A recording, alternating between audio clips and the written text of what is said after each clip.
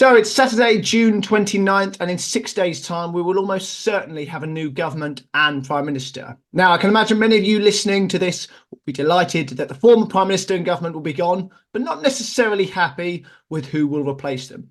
Joining me to see if we can find any nuggets of optimism in this upcoming election, it's Mr. Godfrey Bloom. Welcome back to the show, sir. How are you doing? I'm doing very well, thank you very much. Thank you for inviting me.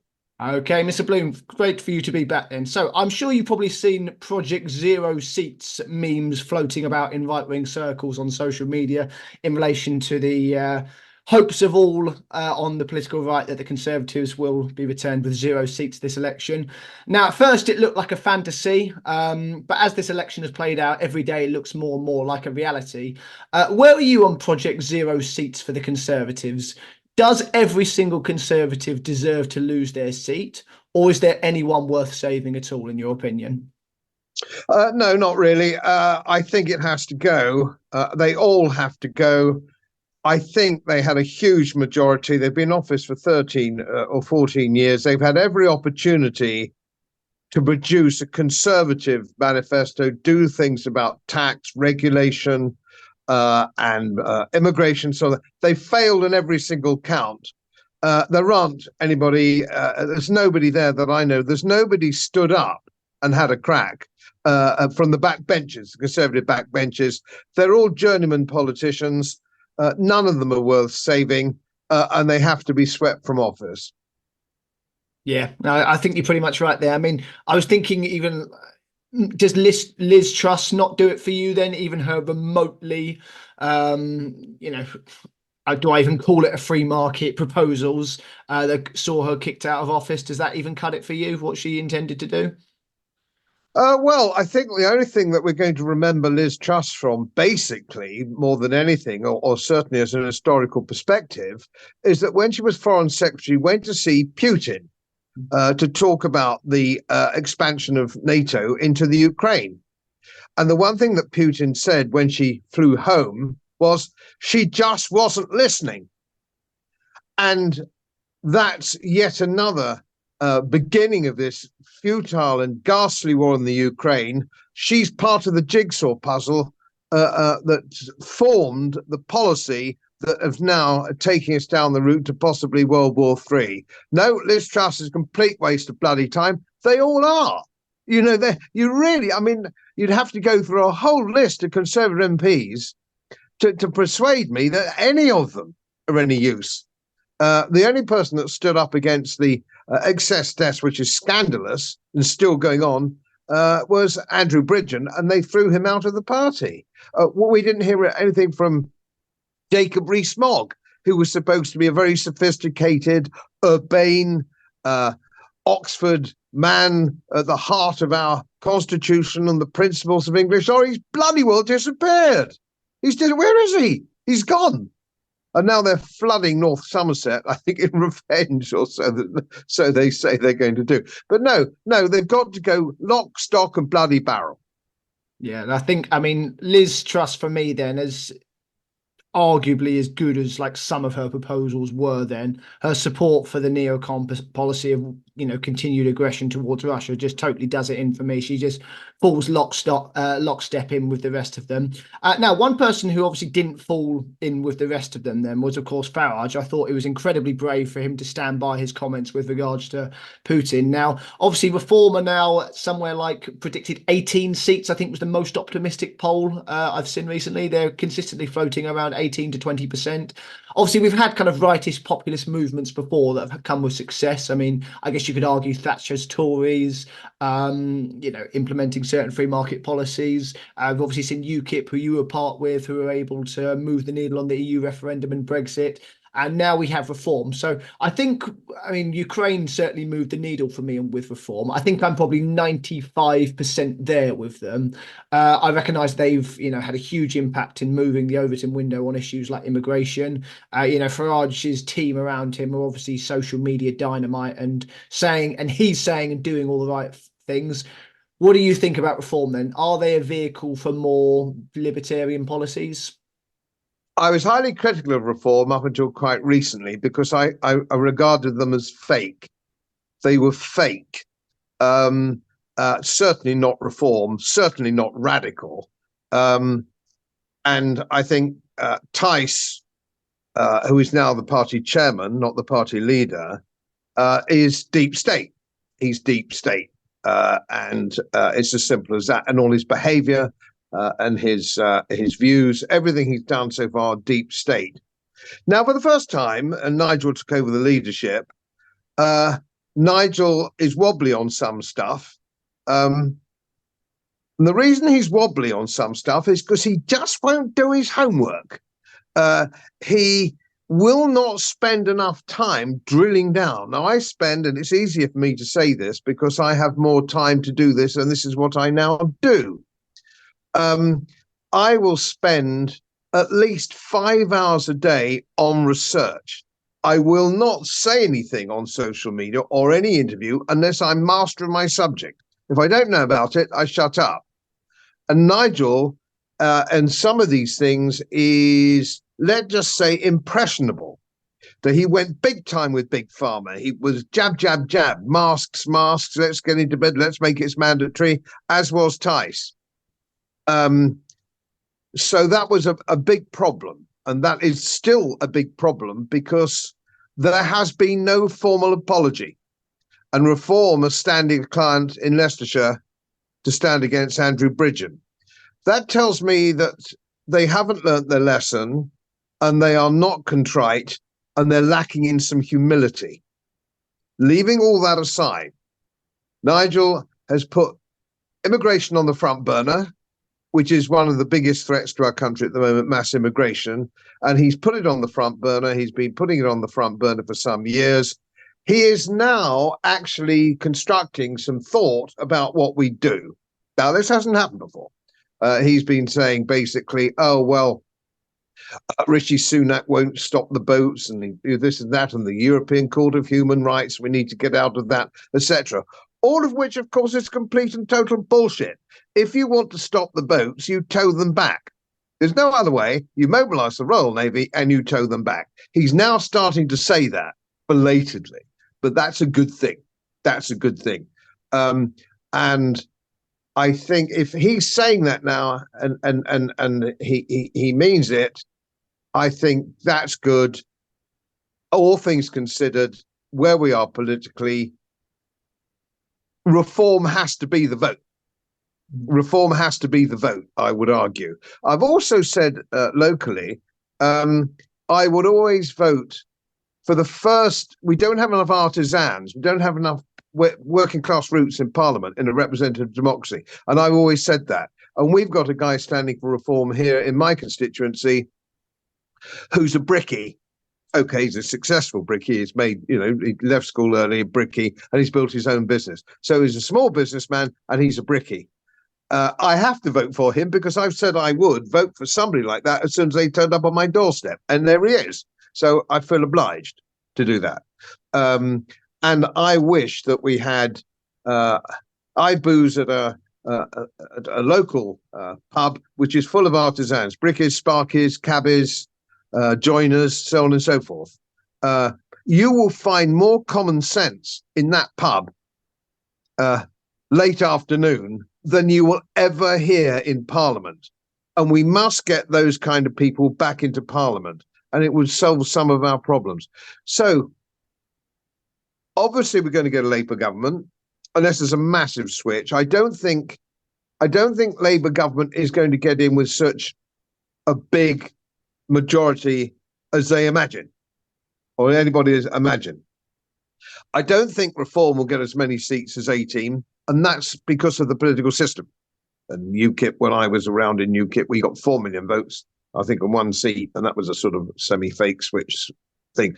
We have a failed political system. So if we had political representation, which I was against for some years, but now I believe that we've got to have, because we have a one-party state, Labour or blue or red, that's no choice at all. But if we had political representation, we know every vote counts, and that would be a better system to move to. And that means Reform could form the opposition. They can't do that now because it just can't happen that way, or it would be an enormous change in the way things have historically happened. And we do need an opposition that's going to take people to task on all things, not just immigration, on taxation, public spending, so on and so forth. Nigel, I think, again, I think there's been a misunderstanding, a misreading from mainstream media, because they all live in the bubble, that his truth bomb, as it were, for the Ukraine would somehow be detrimental electorally. Very, very wrong. Most people take the view, certainly the most neutral view, they say, is that Ukraine's got nothing to do with us. It's got nothing to bloody well do with us, any more than Serbia did in 1914. We don't want war. We certainly don't want war with the Russians. The Russians aren't our national strategic enemy. The Soviet Union was a hostile political enemy in yesteryear, when the Soviet Union is gone. Now it's the Russian Federation. They are no enemy of ours, and we've got to stop being a Washington poodle. Now, Nigel would not have come out and said this, in my view, if he hadn't had the nod and the wink from Trump. He's mates with Trump. Trump is now saying the same thing. Trump wants an off-ramp with this war, and I think that's why Nigel's put his head above the parapet. Yeah, I think you're certainly right there with the war and its popularity and the media's misjudgment of what they think would have actually done to it. I mean, you can take something like, take the Conservatives' policy to introduce conscription or something ridiculous like that. To Zoomers like myself, that simply wouldn't do. I'm not going to be conscripted into going to fight for gay pride parades in Ukraine or whatever the goodness nonsense they're going to subscribe to, and I don't think it's done the damage that the media would have thought they would have done. So since Ukraine failed, they turned to the old favorite scapegoat of, well, it's a racist party and this is a racist organization and whatnot. So we saw yesterday, I don't know if you caught this, a scandal of the Reform candidate who was caught undercover calling Rishi Sunak an effing P word, who turned out to be an actor and paid up by Channel 4 and had worked for Channel 4 previously. Now, I think this is actually the most overt and obvious form of attempted media slander I've ever seen. And it's obviously not the first time they've tried it, and they've tried it consistently. I mean, obviously they tried it with UKIP back when you were standing. They tried it with, what was the Brexit Party, now Reform. Do you think that term, or these terms, far right, homophobic, racist, does this carry any weight to the layman anymore? Not your blue check, shit lib, crying LBC James O'Brien type presenter, but with your average Joe who you meet down the co-op. Does that carry any weight anymore? No, none at all. Nobody watches the BBC News anymore. Nobody watches political comment on the mainstream media. Nobody bothers. Certainly nobody believes it. The label homophobic, racist, and all this, it's just thrown around to everybody and they don't care. Who cares? Your average voter doesn't care. Your average voter just can see what's happening to the country. He can see what's going down the lavatory, and he's not buying it anymore. And Channel 4 News, well, they've got six viewers, have they? Nobody watches Newsnight. They phoned me the other day for some comment. They said they'll send a car. And I said, that can't be bloody arse. Damn ridiculous. Nobody watches it. There's more people following my channel. I've got overall, they don't always know to watch it, it's not always reflective things, but I've got somewhere in the region of 200,000 subscribers. That's a damn sight more than bloody Newsnight cares. So no, it's all dead. Nobody cares. Everybody knows ordinary working Joe, the man on the Clapham omnibus, is being screwed. And what I have said, I've been banging this drum for some time, but nobody's picked up on it particularly. The nation is divided. They say, oh, it's a divisive figure. Nigel's a divisive figure, or whoever's a divisive figure. The nation is divided, broadly speaking, into those people who work for the state and those people who work in the wealth creating sector. That's broadly speaking your split. And we have seen an increase under this government in the last 5 years of 400,000 more civil servants. It's huge. The people who and we have another major catastrophic financial problem with index-linked pensions for the civil service and public sector employees. which is now looking like it's costing round about £1 trillion. So it's £1 trillion. It's huge. It's huge. And I know about these things because I used to work as a pension fund manager. I spent a lot of my life doing that. So I know how to crunch the numbers. But you will never find in this election or any election, you will not find the debate turned to public sector spending. Nobody talks. What they actually do every election we have is everybody claims that they'll spend more than everybody else. So it just goes on, and they pay it in degraded currency, taxation. They talk about, Starmer's going to increase taxation and all the rest of it. We are at breaking point now on taxation. You can't raise taxation anymore. It just won't raise the revenue. You have to borrow and borrow and borrow and print and print. And so it's all going to end up in degraded money. And as for the Conservative Party talking about, he'll increase tax and beware of Starmer. I was born in 1949. I'm now living under the highest taxed regime since I was born. So don't tell me, Conservatives, we're now more highly taxed than we were under Blair. So don't try and play the tax card, Sunak. Don't try and play the tax card. It ain't going to work. And don't play the nationalization, the military card with conscription, so on and so forth. The army, again, born in 1949. The army is now the smallest it's ever been in my lifetime, possibly in our history. So don't start banging the drum. Don't start giving us the old militaristic, patriotic drum banging thing, because it's not going to work. We don't have an army. We could only put 2 brigades into the field with full logistics. That's 2 brigades at most, maybe 3 at a pinch. The Royal Air Force isn't fit for purpose, and neither is the Royal Navy. It's too small. So they've run it into the ground. So when Tobias Ellwood and Tom Tugendhat and Grant Shapps talk about preparing for war with Russia, it's laughable. I mean, it's laughable. I used to box a bit in the army, but I don't think I'm ready to take on Tyson. We're Lilliputian. We've got good special forces. We've got little special forces people and stuff like that. So on and so forth. We've got MI6 who knows how to stir the shit. And we've got guidance systems and so on and so forth.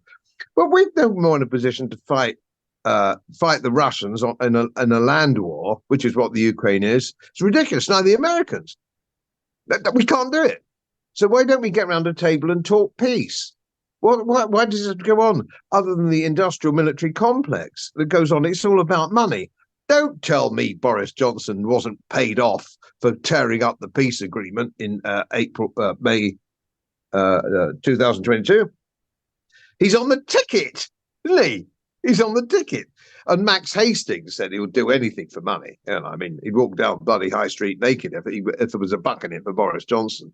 So no, they've all got to go.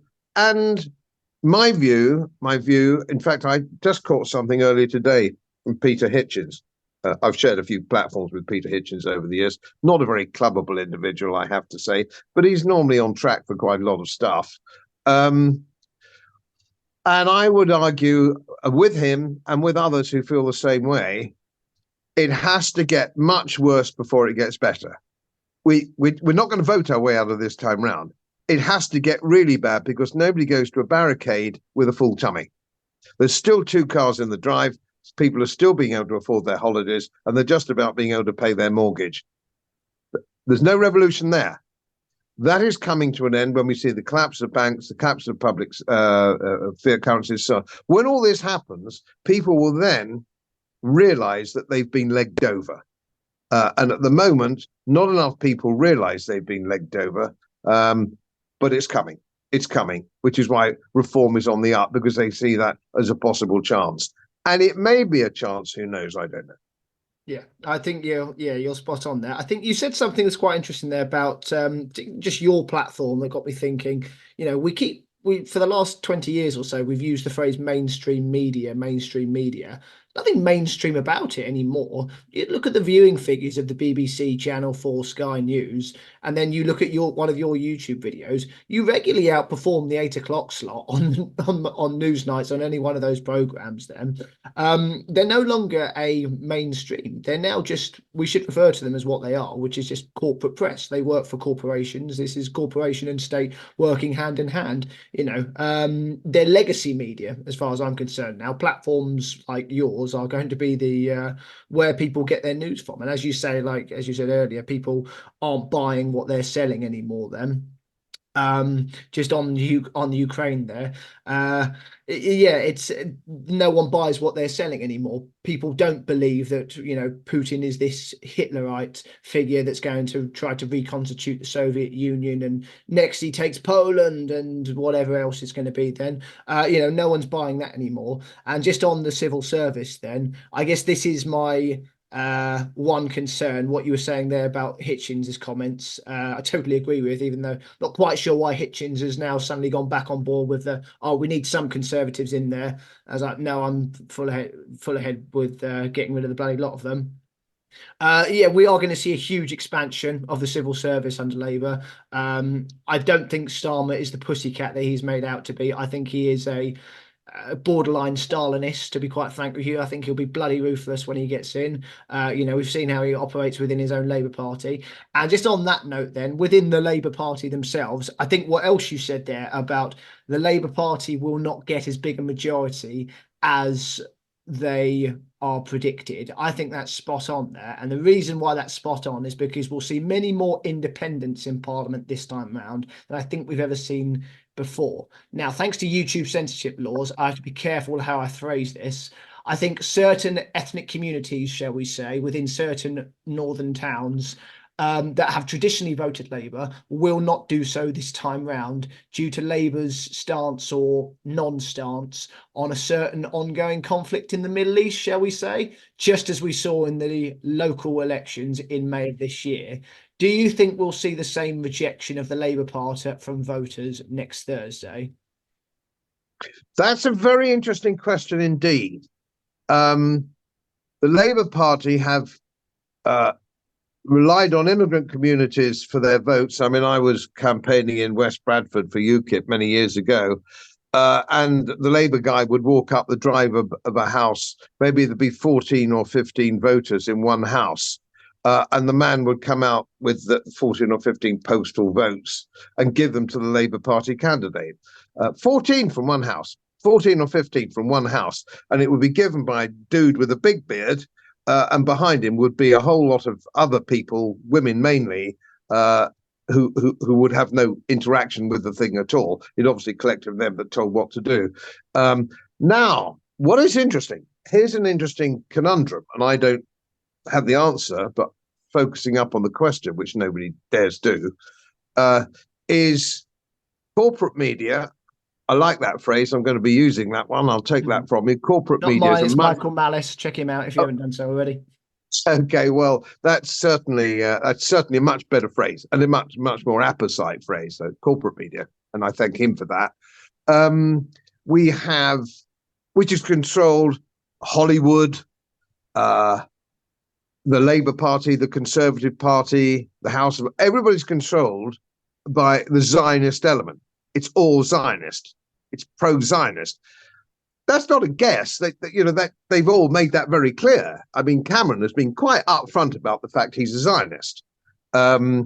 So here again, most people don't understand the difference between Judaism and Zionism. It's not the same thing.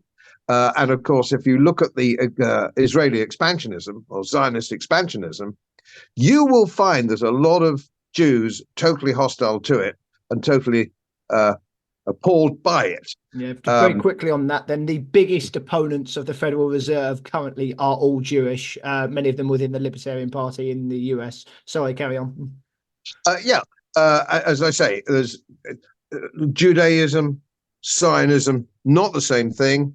And why there's a lot of pushback from the Jews in American places that are saying, just a minute, this isn't good for anybody. And Zionism, of course, is secular. which is another interesting factor. But it's a bit of a rabbit hole to go down. The point I'm trying to make is that your establishment is pro-Israel, and we now have millions of Muslim voters in this country, and America, incidentally, who are now disassociating themselves with the Labour Party support for Zionist expansionism. So that's one of the things. So how is that going to push back in the election? I'm not quite sure. Also, when there's going to be a very, very significant number of new Labour Party backbenchers. And if over the previous years, Palestine has been a cause célèbre for the left in a big way, how is Starmer going to control his backbenchers who are pro-Palestinian? That's another factor. Nobody's talking about it that I know of. I think it's going to be a problem because I think it could split the Labour backbenchers when he comes to power. Now, how many votes does George Galloway will hold his seat in Rochdale? One would assume. Where else is the Workers' Party going to win? Which is predominantly, how's it in areas like Southall or New Cross or these sort of places, which are almost 100%. Ethnic minority immigrant. And the Green will they Party vote as well? I mean, like you think about the Green Party in the elections as well. We saw plenty of Green councillors who put on a green rosette 5 minutes ago, and on their election victory started shouting "Allah Akbar." I think we'll see more Greens support from ethnic minorities this year than we've ever seen before. That's a possibility too. That's a possibility too. But again, it comes to who do we want in Parliament? It's supposed to be a representative democracy, which of course it isn't. It isn't. Which means I'm pro Andrew Bridgen, I'm pro George Galloway, I'm pro Nigel Farage on these measures because I want the power and the debate to come back to Parliament. Because we have a constitutional monarchy, a parliamentary democracy, which we retrieved from under Brexit, which I was a strong part of. That's what we want, but we haven't got any of that because Parliament has been completely abandoned. And again, of course, Starmer was very clear when he was asked by Emily Mateless, Emily No Mates on Newsnight. Oh no, it's Davos. Davos is where the action. Davos is what I should take it. I tell you, you've got to give credit. The credit is Keir Starmer. He's bloody honest, isn't he? Sunak's been pretending it's not Davos, but actually taking his orders from Davos. And Starmer says, no, I'm quite happy to take my orders from Davos. That's what you're going to get. And of course, that's a little anecdote I'll give you. I might have told you this on last time I was on your show. There's a very big landowner in North Yorkshire who I know socially, who takes all his responsibilities as a big landowner seriously. He's an extremely nice guy. He obviously is a Tory. I've been voting Tory his life, and his family have been voting Tory for generations, understandably. He's a good bloke and believes himself to be moderately politically aware. And when he asked me at a garden fete some time ago, what was it he said? He said, should it be Sunak or Truss? Or that's, it was the leadership of the Tory party. And I said, it doesn't really matter because we're controlled by the WEF and it'll all be WEF anyway. They're all WEF puppets. And a really nice guy. And he said, just remind me. He said, just remind me, WEF again. Who are they? This guy's one of the biggest landowners in North Yorkshire. Now, this brings me to another theory, again, which I might have mentioned before. It is my belief that there is no more stupid genre in Europe than the English middle class. They are so stupid, it's unbelievable. They buy anything that the government says, whether it's COVID, vaccines, Putin. That's what they believe. They control the media, they control, the papers, they control the civil servants, all these people. As I say, common sense is the artisan class in the pub.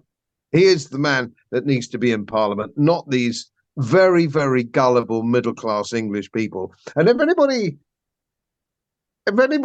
denies this, anybody says I'm not right on this, sneak in to the Tate Modern Gallery in London and just listen out to the English middle class praise a dog turd on a sheet by Tracy Emin as art. These people are beyond the pale. They used to, because most of my friends used to be, I don't have friends like that anymore. The dinner parties like that, I don't have anymore. And if they were at Oxford, it's almost guaranteed that they will be more stupid than all the other middle class, English middle class. I don't know what happens at Oxford. I think all the freshers at Oxford have to line up and have a lobotomy. I'm absolutely convinced it's something. I have, with one or two exceptions, I have never met anybody from Oxford University with an original thought in their head. But there we are. And of course, the entire political class, the entire political establishment up until quite recently has been Oxford educated. Yeah, well, the English middle class may well sink us on Thursday and wind us up with a Labour government, but hopefully the working class will save us at some point then. Mr. Bloom, it's been a pleasure as usual. Thank you very much. Thank you so much. Okay, catch you next time then, folks. Peace.